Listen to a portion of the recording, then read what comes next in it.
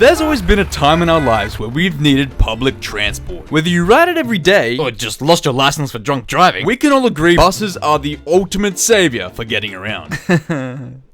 Notice how I didn't say it was good? The hatred I have for buses and the people in them is beyond measurable. But Chittachat, buses are an extremely budget-friendly option from getting from point A to point B.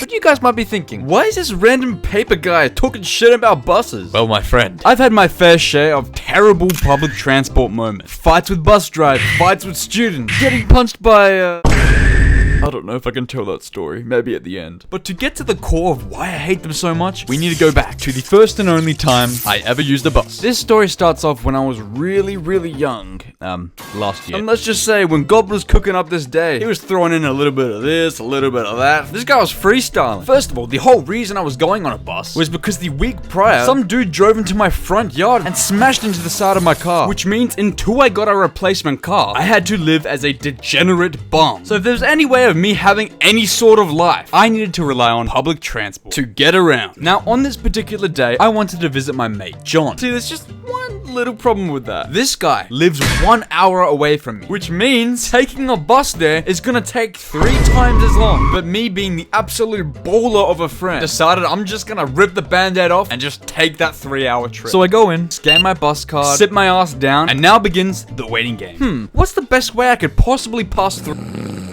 My ass finally got the sleep I deserved. For about 3 minutes, when I woke up to something wet going down my legs. No, I didn't piss myself. I was just as confused as you guys are right now. But slowly, I opened my eyes, and I just get jump scared. It's this random tweaker sitting next to me. His eyes are like darting around the bus, like this guy's full paranoid. But in amongst the fear I was feeling at the moment, I remembered, oh my god, there's something wet on my leg. What the hell is it? And I looked down. The amount of disgust I felt. There was a fat blob of spit dripping down my leg. This tweaker is spitting everywhere, including on me. And I'm looking around. The bus is pretty much empty. This guy could have sat anywhere else, but he chooses to sit next to me. So I don't know if this is normal for the casual bus goer, but I kind of freaked out a little bit. Like, I didn't want to have like a needle fight with him. I think the scariest part of these type of people is not that they're taking stuff. It's not that they smell horrific, but it's for the fact that these guys are so unpredictable. They could be talking to you about their favorite song or favorite conspiracy theory, and no matter how nice you are, how much you agree with their stupidity, they could still somehow just flip out and catch you by surprise. And oh my god, I wanted nothing to do with that. So like what any sane person would do, I pressed a little stop button that notifies the driver that I want to get out the bus. Was the fact that I'd have to wait for another bus extremely inconvenient and make my trip insufferable? Yeah, sure. But do you know what will make my trip even longer? If I freaking died, bro. Whatever. Pull out my phone and, oh, come on. The next bus comes in half an hour. I'll be taking that over dying, man. Now, as much as I really wanted to go to sleep at this point, I was just more worried about getting on a bus so I can just get my ass to John's place. So I'm watching the location of my next bus like a hawk. And I swear, life was just straight up trolling me because I had an emotional roller coaster every time a bus would go past. And before you know it, I see my bus. But here's the confusing part. Me and the bus driver both make eye contact, and this guy just drives straight past me. I'm mad, so I gotta text John. Dude, you won't believe what the hell just happened. And over messages, this guy's straight up laughing at me. So he told me, apparently when you want a bus to come pick you up, you gotta do something called hailing the bus, which looks like this. Now this is my first time taking the bus. I thought that was just a joke. I mean, come on, I paid attention in history a little bit. But whatever, if I have to look like an insensitive 12-year-old, then sure, just get me on the bus. Man. So another half an hour passes and the next bus comes. But I wasn't playing this time. I jumped out my seat and started waving my hand everywhere. Hell, if I was in World War II, I would have been promoted as Hitler's assistant. But at last, I finally could hop on the bus. Let's go, finally.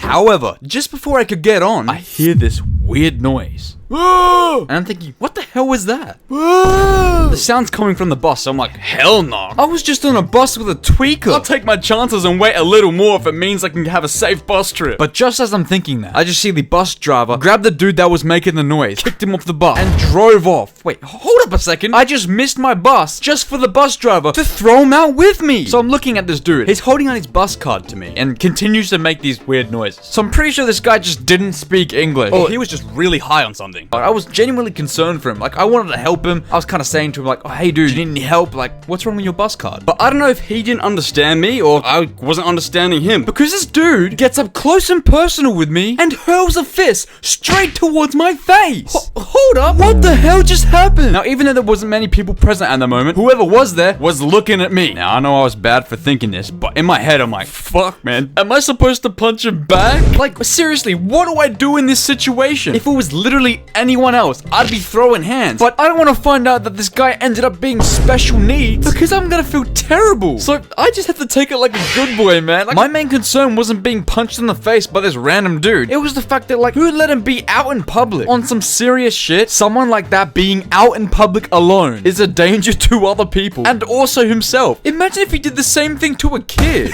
And you know how honest kids are, man. They're gonna like point and stare. Mommy, why is that guy screaming and also the big on the pole? I barely made it to John's house that day. And you best bet, I did not take a bus back. I paid $100 for an Uber, bro. So the moral of the story, guys, don't take buses. Unless you want a vegetable to the face. Yeah.